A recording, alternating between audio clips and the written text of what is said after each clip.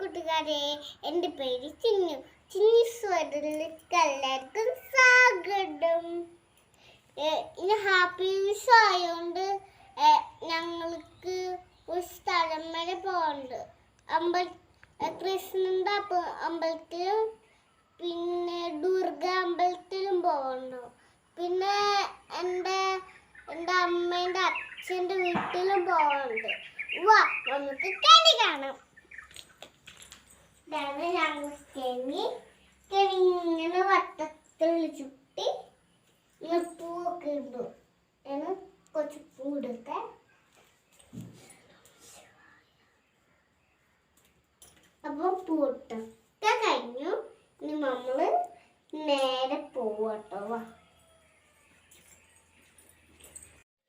അങ്ങനെ ഞങ്ങൾ വിഷുവിൻ്റെ അന്ന് രാവിലെ ഞാനും ചുഞ്ഞും